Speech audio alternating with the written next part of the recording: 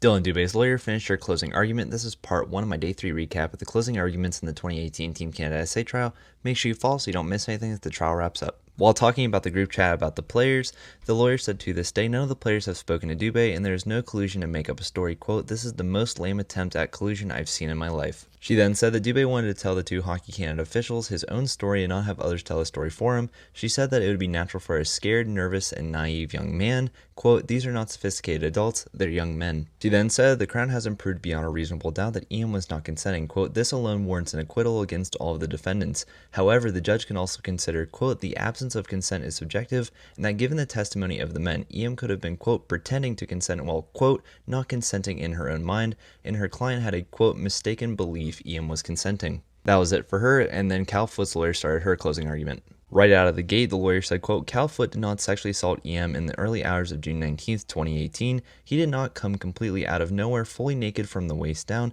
and put his penis right on her face or put his testicles right on her face. He then said that he didn't, quote, threaten or degrade EM, nor did he touch her sexually or touch her at all. She then said, quote, there is no basis to conclude the sexual context of this act. The lawyer then said that Hart testified Foot was fully dressed when he did the splits in the room. He did them over EM's torso, and he didn't touch her at all before getting back up while people were smiling and laughing around him, including EM. She then said that Foot's alleged interaction with EM was, quote, qualitatively distinct from the admitted sexual conduct of the other accused, and the Crown has failed to prove the splits happened in, quote, a sexual context. She then said that EM's testimony is the only version of the night that includes the splits being sexual in nature and should be rejected. She then added that it was, quote, non-threatening and a momentary interaction that was done in, quote, in jest. She then said the Crown's case lacks foundation and is based on EM's, quote, globally weak testimony. She then said, quote, Your Honor cannot accept EM's version of events beyond a reasonable doubt. There is no evidentiary basis upon which to find Mr. Foot guilty of the sexual assault he is charged with. The Crown has failed to establish that Mr. Foot engaged in conduct of the requisite sexual nature.